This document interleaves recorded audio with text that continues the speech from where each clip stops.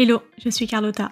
Bienvenue dans Product Marketing Stories, le podcast qui décrypte les méthodologies, partage des conseils et apprentissages concrets pour rendre compréhensible et accessible le product marketing. Il y a aujourd'hui un vrai enjeu de créer un alignement entre les fonctions product marketing et product. Pour cause, on tente d'unir les fonctions produits pour favoriser les synergies entre le produit et le business, mais dans le même temps, l'industrie se spécialise et segmente de plus en plus les rôles, ce qui est notamment le cas avec les fonctions PM et PMM. Dans cet épisode, Sébastien Gendreau, CPO chez AgoraPulse, nous partage à cœur ouvert son retour d'expérience sur la façon dont il intègre le product marketing au sein de son équipe produit. Sébastien nous explique ce qui a déclenché le besoin de recruter un premier PMM et le type de profil choisi. Pourquoi ça fait sens d'avoir le product marketing côté produit pour une entreprise comme AgoraPulse. Ses enjeux et réflexions actuelles pour construire, mais aussi l'idée, une équipe product marketing en tant que CPO. Enfin, il nous partage aussi ses conseils pour réussir à mesurer l'impact des PMM, recruter le profil adéquat et assurer une collaboration fructueuse entre PM, PMM et Product Designer. Mais avant de vous souhaiter une bonne écoute, je suis ravie de vous annoncer que cet épisode est sponsorisé, et pas par n'importe qui. Il s'agit de Pachamama, la seule agence de conseil et recrutement produit montée par une ancienne head of, Marion Darnay. La mission de Marion avec Pachamama est simple, aider les entreprises à scaler sereinement la fonction produit. Elle a déjà accompagné plus de 150 entreprises et placé plus de 100 talents depuis sa création en 2020. Alors si vous cherchez à faire croître votre équipe produit ou si vous êtes à la recherche de votre prochaine aventure professionnelle, Pachamama vous accompagne dans toutes les étapes du process. Rien n'est laissé au hasard. Pour preuve, son NPS à 97%. Et oui, Marion et son collectif de recruteurs spécialisés peuvent vous aider à recruter ou à être recruté sur tous les métiers du produit, le product marketing inclus bien sûr. Si ça vous intéresse, je vous mets le lien de son site, pachamama.pm, dans les notes de l'épisode. Maintenant, je laisse vraiment place à mon échange avec Sébastien. Bonne écoute! Hello Sébastien! Salut Carlotta. Je suis super contente de t'avoir sur le podcast aujourd'hui. Comment tu vas? Merci de me recevoir. Ça va très bien malgré les chaleurs étouffantes du moment. Mais ouais, ça va super. Merci. Et toi? Ça va aussi très bien. Il fait aussi très chaud à Lyon. C'est vrai qu'au moment où on enregistre, on est en fin de mois d'août et la chaleur se ressent. Pour les auditeurs qui ne te connaissent pas, est-ce que tu peux te présenter en quelques mots et nous dire ce que tu fais chez AgoraPulse? Je suis Sébastien, je suis le Head of Product, VP Product, Chief Product, quel que soit le nom. Je suis la personne qui gère aujourd'hui le produit chez AgoraPulse. Donc AgoraPulse, c'est une plateforme, un outil de gestion pour les réseaux sociaux qui permet aux entreprises de plus en plus mid-market d'aller mesurer les résultats qu'ils obtiennent de leur présence sur les réseaux sociaux avec la gestion de publications, de conversations, de reporting, de mesures de ROI, etc. Donc mon boulot, c'est de leader les équipes engineering et produits, on va dire, product engineering notamment, et produit, product management, product design et product marketing dans la construction du produit et son go-to-market. Génial. Et justement, est-ce que tu peux nous en dire plus sur comment est organisée ton équipe aujourd'hui? Donc, il y a 3 grands départements finalement que tu gères, c'est ça? Oui, alors c'est pour ça que j'utilisais bien le mot leader quand j'incluais le product engineering parce que je ne gère pas, enfin je ne manage pas le product engineering. L'équipe que j'ai est composée donc des 3 sous-équipes suivantes: le product management dans lequel on va retrouver 8 personnes, le product design dans lequel on retrouve 5 product designers et le product marketing dans lequel pour l'instant on a 3 product marketing managers. Et je compte pas les personnes qui gèrent en direct, évidemment ces équipes qui sont mes direct reports pour le coup. J'ai aussi une personne qui s'occupe du brand design qui m'est rattachée directement aujourd'hui dans l'équipe. Et cette personne brand design, du coup, c'est lié au produit ou c'est plus côté marketing? Alors son impact est plutôt côté marketing, mais historiquement c'est une personne qui reportait à mon ancien head of design, qui est parti, qui a été remplacé, mais cette personne pour l'instant me reporte directement, ce qui me permet aussi, en ayant le product marketing, de pouvoir aborder certains sujets de type homepage de site web, etc. quoi. Ouais, super intéressant et on va en parler un peu plus longuement aujourd'hui vu que c'est le sujet. Tu es là aujourd'hui pour nous donner ta vision sur le product marketing, sur la place du product marketing dans une équipe produit et aussi et surtout nous partager ton retour d'expérience sur les enjeux d'intégrer cette fonction au sein d'une organisation produit parce que finalement tu es parti de zéro dans cette expérience. Pour commencer, je te propose de faire un petit saut dans le passé pour qu'on comprenne bien le processus qui a fait que tu as intégré ce métier de product marketing au sein d'AgoraPulse justement. Est-ce que tu peux nous dire quand est-ce qu'est arrivé le premier PMM et surtout ce qui a enclenché, selon toi, le besoin de recruter cette ressource additionnelle? L'histoire du PMM chez AgoraPulse, elle démarre concrètement et réellement en 2018. Avant, on n'a pas de PMM à proprement parler. On a des personnes qui bossent sur du contenu, on a des personnes qui font un peu de social media, etc. On n'a pas vraiment de personnes dédiées à la fonction PMM. En 2018, notre directrice des contenus, Lisa, passe beaucoup de temps à écrire et à analyser un petit peu ce qu'on fait côté produit et équipe produit. Et du coup, passe assez naturellement sur cette fonction de PMM dont on avait besoin pour un peu matérialiser l'importance de la fonction et de son travail parce qu'en fait, c'est ce qu'elle faisait. Donc en 2018, on a une première personne qui intègre cette fonction de PMM et cette personne n'est pas recrutée pour ça, elle était déjà là, quoi. C'est une évolution organique et interne d'une personne qui avait les compétences pour embrasser la position de PMM. Est-ce que tu as dû convaincre les stakeholders, typiquement les CEO, du besoin de faire évoluer ce métier et d'aller vers plus un métier de product marketing ou comme tu dis, ça s'est fait très naturellement et finalement ça a plus été dans peut-être les recrutements futurs pour compléter l'équipe où tu as dû ici plus travailler ce besoin d'expliquer et d'évangéliser sur le rôle du product marketing? Non, alors j'ai eu cette chance de pas avoir eu besoin de forcer vraiment très fort et avoir à convaincre le CEO, etc., que la fonction de PMM était importante. On est une boîte produit. Pendant longtemps, nos leads et nos clients sont venus de l'inbound, donc de nos articles de blog, du SEO, etc. Donc la fonction de PMM pour une boîte produit orientée product-led, ça fait pas vraiment de débat. En tout cas, en interne, chez nous, ça n'a pas vraiment fait de débat. Donc, il n'y a pas vraiment eu de besoin d'aller convaincre la direction, entre guillemets, dont je fais partie quand même, qui avait besoin du product marketing, il y en avait besoin, c'est tout. Et on avait une personne qui faisait déjà ça, en fait. Donc c'était vraiment la concrétisation du travail de cette personne avec le bon positionnement. Dire qu'une personne qui fait du contenu fait pas de product marketing alors que c'est son quotidien, c'était un peu bancal. Donc on a un peu cleané tout ça en se disant, ok, maintenant on a une personne qui fait du product marketing. Et ça nous a aussi permis de commencer à se concentrer sur une question quand même essentielle là-dedans qui est, ok, on a une personne qui fait du product marketing, mais c'est quoi et on en attend quoi? Tant que la personne était plutôt chargée du contenu, les objectifs étaient orientés contenu et pas forcément product marketing. Donc une fois que tu as une personne qui est vraiment, désolé pour l'anglicisme, accountable du product marketing, bah, tu as besoin de fixer des objectifs qui sont liés au product marketing et à ce que tu en attends. Donc ça force aussi la direction et les personnes en charge à se poser les bonnes questions là-dessus, quoi. Comment tu mesures, qu'est-ce que tu en fais, etc. Comment tu as mesuré?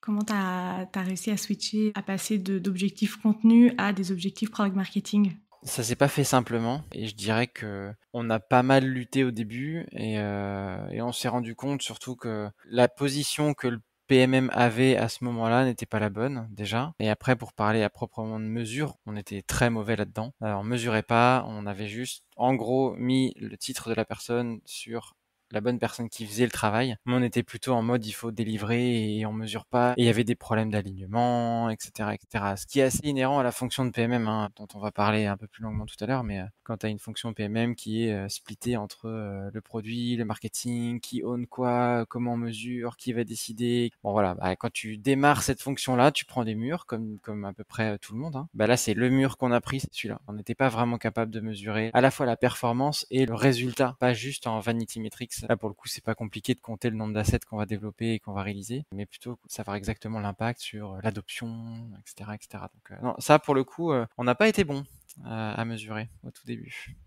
On en parlera après justement sur les challenges que tu as aujourd'hui et comment tu fais évoluer toutes ces problématiques. Et tu as parlé de quelque chose qui est intéressant sur le PMM. Du coup, la PM, quand elle est arrivée, c'était du contenu, focus contenu, donc très marketing. En passant en product marketing, finalement, ça s'est rapproché aussi des équipes produits. Est-ce que la question s'est posée de sous qui le PMM est l'idée par toi, le CPO, ou est-ce que c'est l'idée par la Chief Marketing Officer? Est-ce que c'est une question qui s'est posée ou pas du tout? Alors en fait, la question s'est posée assez rapidement quand on a eu cette personne qui a transité de content personne à PMM. La question s'est très vite posée parce que quand on parle de product marketing, on parle de product. Et quand tu as des équipes produits qui sont très intéressées par la manière dont on va communiquer sur ce qui a été construit par les équipes, conçu, pensé, imaginé, etc.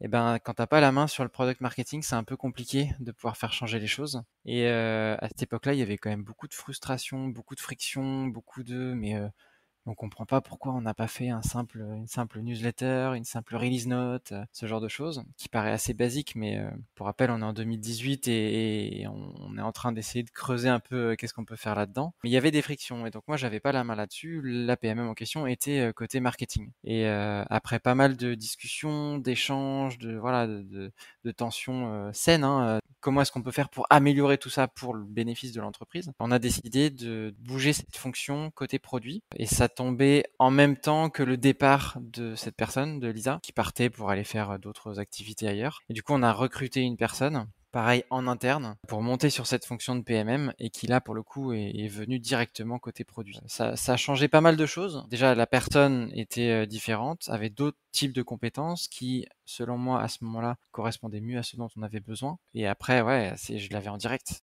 L'équipe n'était pas aussi étoffée qu'aujourd'hui. J'avais beaucoup moins de monde, donc j'avais vraiment quasiment tout le monde en direct dans l'équipe. C'était quand même beaucoup plus simple pour aller actionner soit des meetings, soit des events de synchronisation entre un PM, une PMM, etc. Enfin, c'est toujours plus simple quand t'as la main sur tout. Évidemment, ça marche pas, ça scale pas du tout. Donc, il faut bien s'entourer. C'est un point très important. Et cette transition du marketing vers le produit s'est fait à ce moment-là, ouais. Avec l'arrivée de Samia chez nous. Et c'était en 2020. C'est vrai que c'est intéressant ce que tu dis parce que j'avais un échange pour un autre enregistrement qui me disait que justement les organisations product-led, ça fait sens d'avoir le product marketing côté produit par rapport aux enjeux que tu as évoqués et que selon le type d'organisation, c'est plutôt product-led, marketing-led ou sales-led, la place du product marketing est finalement différent et qu'il n'y a pas de règles à suivre, mais que ça dépend vraiment du type d'organisation en fait. Je pense qu'il n'y a pas de règle à suivre et surtout, il y a un point très important, c'est que ça dépend aussi des gens dans l'entreprise. Typiquement, un point que je soulève régulièrement sur la position du PMM entre marketing et produit, c'est que je pense qu'il est plus facile de créer une relation avec le marketing quand tu es dans l'équipe produit que l'inverse. Quand tu es au marketing et que tu ne côtoies pas les équipes product engineering quotidiennement parce que tu es dans la même équipe et que tu as tes réunions d'équipe, etc., c'est plus difficile de créer une relation avec les équipes produits. Non pas parce que au produit on n'est pas sociable, hein, mais juste parce que les sujets sont plus complexes, ils sont moins dans la communication. Du coup, les équipes produits ont plutôt tendance à être entre elles et pas forcément à aller à l'extérieur. Donc ça, c'est quelque chose que moi j'ai vécu quand j'étais PM, que je vois encore se produire parfois. Après, aujourd'hui, j'ai la chance d'avoir une équipe produit qui est très intéressée par le PMM, même côté product manager. Ils sont très intéressés par ça, ils sont toujours en train de proposer des idées et des choses pour améliorer nos process de product marketing parce qu'ils ont tous un background déjà marketeur. J'ai aujourd'hui dans l'équipe aucun PM qui vient du monde du développement. C'était un choix. Ça fait que ça fonctionne plutôt bien et que le PM est très intéressé par ces sujets-là et donc on arrive à faire le lien de manière un peu plus simple. Et pour moi, c'est vraiment la clé, quoi. Et d'ailleurs, aujourd'hui, on a une équipe PMM qui est donc rattachée au produit, qui est leadée par une personne qui est en Pologne aujourd'hui. Et cette personne-là se sent plus proche de l'équipe marketing que de l'équipe produit, alors qu'elle appartient à l'équipe produit. C'est dire à quel point construire une relation avec le marketing, entre un marketeur qui est au produit et un marketeur qui est au marketing, la connexion se fait extrêmement vite, quoi. Enfin, aujourd'hui encore, je soutiens que c'est la meilleure position pour une équipe PMM dans une boîte comme Agora Pulse, c'est-à-dire product-led, sales, et dans lequel on est en SaaS B2B et on délivre beaucoup de solutions à nos utilisateurs et on a besoin qu'il y ait vraiment beaucoup d'activités côté PMM. Donc voilà, mais ce sera évidemment différent dans une autre boîte d'un autre type. C'est la magie du product marketing. Exactement, c'est ça. Avant de passer à aujourd'hui tes enjeux, combien vous êtes, combien de personnes il y a dans l'équipe product marketing aujourd'hui? Alors l'équipe product marketing, c'est une personne qui lead. Donc on a une Head of PMM qui est en Pologne, qui s'appelle Daria. Et on a 3 personnes, 3 PMM on va dire. On avait 3 PMM, pardon, parce qu'il y en a une qui est partie la semaine dernière. On a un PMM plutôt senior et un PMM, alors junior dans la fonction de PMM, mais c'est un senior anciennement parce qu'il était côté sales, qui s'occupe plutôt de la partie competitive intel et sales enablement et team enablement. C'est lui qui s'occupe de tous les trainings de nos équipes sur tout ce qu'on développe aujourd'hui. Et du coup, cette Head of Product Marketing te reporte directement, c'est ça? Exactement, ouais. En fait, ma ligne de report, c'est le Head of PM, donc le Head of Product Management, Alexis, le Head of Product Design avec Sandy et Daria à côté Head of PMM. On va passer à tes enjeux aujourd'hui parce qu'il me semble qu'au moment où on enregistre l'épisode, tu es en pleine réflexion de réorganisation de l'équipe Product Marketing. Est-ce que tu peux nous en dire plus, nous dire vers où tu souhaites aller, pourquoi et voilà, pour mieux comprendre les enjeux que tu traverses aujourd'hui?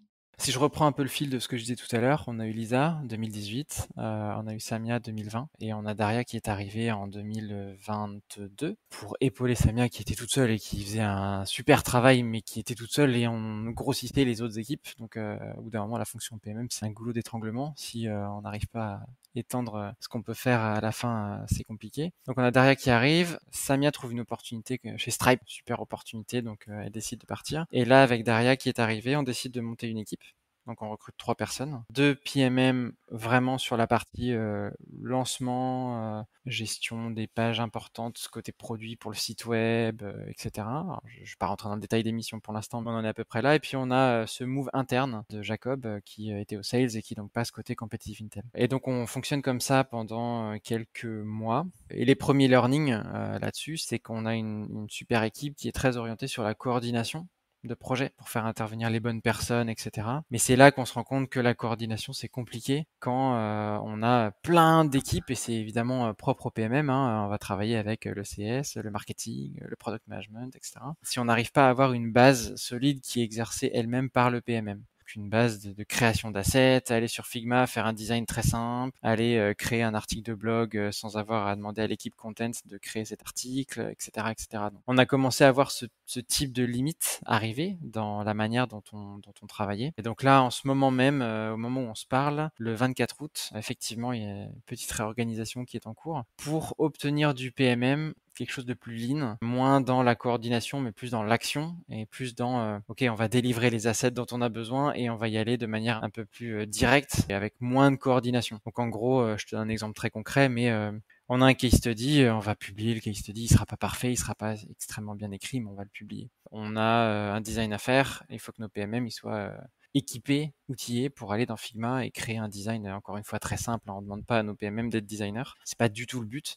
Mais le PMM, c'est un métier de communication. Et je lisais l'autre jour sur LinkedIn, je sais plus qui écrivait ça, mais que le PMM, c'était un métier de créateur de présentation. C'était une blague, évidemment, hein. Mais il y a quand même un peu de ça. On doit avoir les compétences pour faire une présentation qui donne envie aux gens d'aller plus loin, de découvrir quelque chose, d'adopter une solution, etc. Donc, si on n'est pas capable nous-mêmes de faire ce travail-là, c'est compliqué. Donc, grosse réorg là-dessus. En plus, on a 2 personnes qui ont décidé de partir de cette équipe. Donc, ça force à la réorganisation aussi. Et c'est pour ça que je parle d'être un peu plus lean. C'est-à-dire, avec 2 personnes, qu'est-ce qu'on va être capable de faire? Alors, évidemment, on va pas garder le même scope, hein, on va réduire un peu la voilure de ce qu'on est capable de faire, mais être beaucoup plus lean, direct et efficace là-dessus, quoi. Donc ouais, réorg en cours. Il faudra qu'on refasse un épisode dans 6 mois pour faire un Rex. Ah oui, bah là je pense que dans 6 mois, le changement qui va se produire, qui donc s'est produit, hein, parce qu'à l'heure où on se parle, encore une fois on est le 24 août, c'est que notre Head of PMM part, et du coup je vais avoir en direct 2 PMM. Et c'est important pour moi parce que j'ai monté au début dans l'histoire d'AgoraPulse. Alors si vous voulez en savoir plus sur l'histoire, j'ai fait un épisode podcast avec Timothée Frein dans Clé de voûte sur tout mon parcours. Et donc c'est moi qui ai monté l'équipe de product management. Donc je les avais tous en direct et aujourd'hui on a une personne qui gère ça, etc. Et le PMM, on est passé assez vite de je les ai à quelqu'un qui est là pour faire la passerelle entre guillemets et le leadership du PMM. Et finalement, ça s'est avéré un petit peu plus compliqué pour mettre en place des choses. Donc là, j'aurai en direct les 2 PMM avec la mise en place de choses encore une fois très simples et optimales pour voilà, avoir un objectif un peu en fond pour tout le monde, espèce de guideline qui est comment est-ce qu'on peut s'assurer que l'intégralité de la boîte soit fière de ce qu'on fait. Et le PMM, pour moi, a une grosse responsabilité là-dedans, d'être capable de faire le 14 juillet quand on sort des trucs qui sont vraiment super, quoi. Et bien le communiquer, bien le présenter, etc., quoi. Donc voilà. Il y a beaucoup d'excitation sur cette réorg. Par rapport à la problématique dont tu parlais tout à l'heure de la complexité à mesurer l'impact du PMM, est-ce que du coup dans cette réorganisation, tu as aussi clarifié comment est-ce que tu vas mesurer l'impact, l'action du product marketing? Je suis en plein dedans, hein. Là, je passe mes journées à écrire quel va être le plan. Il y a une grosse métrique sur laquelle on va insister beaucoup, c'est l'adoption. L'adoption chez nous, ça a été beaucoup de discussions entre le product management et le product marketing. Qui est en charge de l'adoption? Alors je pense que ça mérite au moins un épisode à lui tout seul. Et du coup, là, je vais insister assez fortement sur des binômes entre PM et PMM. Alors évidemment, on a beaucoup de PM et beaucoup moins de PMM, mais les PMM vont être en charge de scope fonctionnel assez précis, pour lequel ils auront un PM référent à chaque fois, et ils vont travailler sur des métriques d'adoption et de succès d'adoption de fonctionnalités, sachant qu'on découpera certainement avec un peu d'activation aussi. Et c'est là qu'on arrivera à dire l'activation c'est plutôt du PMM, l'adoption c'est plutôt du PM, etc. Mais on va être sur ces 2 métriques-là, et puis après il y aura aussi des KPI de suivi de performance habituels, les classiques scorecards du PMM. Je suis pas très fan des vanity metrics, mais on va quand même aller chercher la récurrence de création d'assets, des battle cards, etc. pour maintenir un rythme de création d'assets qui nous sont demandés par les équipes sales et CS, à juste raison, et pour lesquels on a besoin que ça tourne assez efficacement. Du coup, dans cette nouvelle organisation, l'idée, c'est que le PMM soit surtout le cycle de vie du produit, si je peux dire ça comme ça, et accompagner, être vraiment en binôme avec le PM et après travailler potentiellement avec le marketing. Est-ce qu'il y a aussi ce pont avec l'équipe marketing? Alors ça, pour l'instant, je sais pas encore exactement comment ça se passait parce que jusqu'à présent, notre Head of PMM était présente dans les meetings de l'équipe marketing, le leadership marketing, on va dire. Donc soit je me fais inviter dans ces meetings-là, ce qui peut être une bonne idée, soit de toute façon, l'objectif... Alors, le PMM peut pas vivre sans le marketing, c'est pas possible. Donc sur les gros lancements, les gros événements qu'on va devoir organiser sur des lancements de solutions importantes, etc., évidemment, le PMM devient le coordinateur d'un gros chantier, mais sur les plus petites choses qu'on fait quand même régulièrement, hein, des features A, B, C qui sont sorties, voilà, qui nécessitent pas forcément tambour et trompette partout et de tout le monde. Là, pour le coup, le PMM, il sera plutôt autonome, on va dire. Après, tu parlais de cycle de vie. Je crois qu'un des problèmes qu'on a eu, et alors c'est pas un learning, on le sait tous qu'il faut le faire, mais bon, quand on est pris dans le quotidien, c'est plus compliqué. Mais il faut absolument que le PMM il soit on board des sujets dès le départ. La raison pour laquelle c'est important, c'est que quand on commence à se poser la question de mais comment on va le vendre, comment on va le communiquer, comment on va le présenter, s'il faut réexpliquer toutes les raisons pour lesquelles on a fait ceci, cela, comme ci, comme ça, et qu'à la fin, tu as reperdu 2 jours parce qu'il a fallu tout réexpliquer, et en fait, c'est pas du tout efficace, et ton PMM, il se sent exclu, quoi. Il se sent pas dans l'équipe. Et je crois que c'est un des soucis, entre guillemets, qu'on a rencontré nous, c'est que on avait la volonté d'inclure le PMM dès le départ, mais pour plein de raisons, les meetings se produisaient un petit peu en amont, et puis nous, des équipes product et engineering sont à Paris, les PMM sont pas du tout à Paris. Donc ça crée une espèce de friction là et de gap de communication qui du coup sera assez, pas forcément facile, mais simple à résoudre quand même, une fois que j'aurai fait cette réorg en cours. Et qu'est-ce que tu valorises du coup chez un product marketing manager? Est-ce que tu as des attentes en particulier? Quel est selon toi un bon profil product marketing manager? Alors, c'est une super question. Et quand j'y réfléchis, je pense que les bonnes qualités d'un bon PMM ou d'une bonne PMM se retrouvent chez une ou un bon PM. Je dirais que le premier, c'est un sujet que j'ai beaucoup évoqué aussi dans le podcast avec Timothée, que j'évoque assez facilement dans plein de discussions, c'est l'intelligence émotionnelle.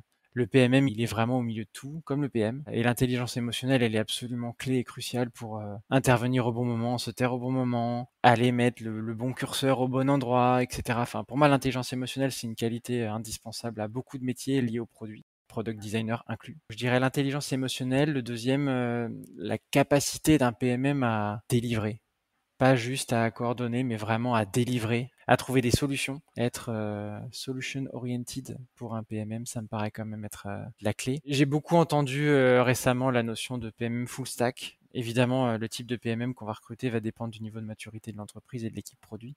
Mais je crois assez fort au fait qu'un PMM, quoi qu'il arrive, il doit avoir un côté full stack avant d'être spécialiste. Et le troisième point, je dirais que c'est une grosse capacité à s'organiser. Alors pour le coup, nous, on est en SaaS B2B. Il y a beaucoup de choses à faire. On a 8500 clients, on a 70 personnes qui bossent côté product et engineering pour concevoir et construire le produit. Il y a un boulot incroyable. Il y a vraiment beaucoup de choses à faire. C'est super intéressant. Mais s'il n'y a pas un minimum de capacité d'organisation et cette capacité à trouver des petits workarounds quand il faut passer par la fenêtre plutôt que par la porte parce que c'est fermé, c'est compliqué. Donc je dirais ouais en 3 grosses capacités d'organisation. Et c'est vrai que ce soit pour le PMM ou le PM ou le product designer, n'importe qui, il y a toujours quelque chose à faire, toujours du travail en plus. Ouais, exactement. Le plus difficile, c'est de réussir à allier les projets qui vont être stratégiques, long terme, où il faut se poser, où il n'y aura pas forcément un résultat visible rapidement, et les actions, les projets plus opérationnels, où là, on va avoir de l'impact rapidement.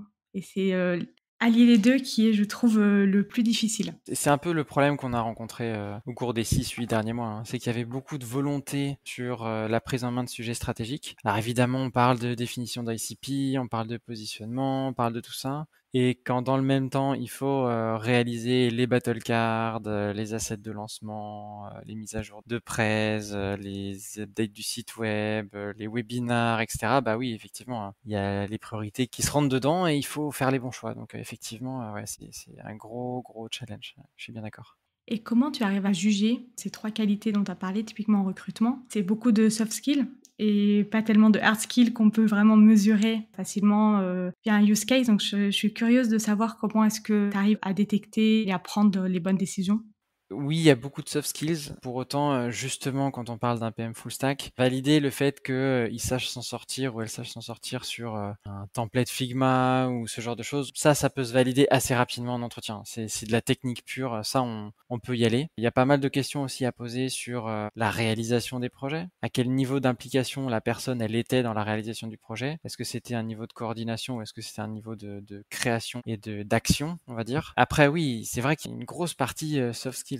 L'intelligence émotionnelle, c'est un truc qui se mesure pas. En tout cas, à moins d'aller dans des établissements spécialisés. Et encore, je suis pas certain, mais ça se mesure pas. Donc ça, c'est plutôt une question de fit, on va dire. Est-ce que tu as envie de bosser avec cette personne? Voilà. Et si émotionnellement tu te sens connecté à cette personne, tu peux te dire que ça peut le faire. Mais ça suffit pas, hein. Je veux dire, c'est pile ou face. Tu lances la pièce et tu regardes ce qui arrive 6 mois plus tard. Le principal, c'est d'aller valider le côté full stack pour moi.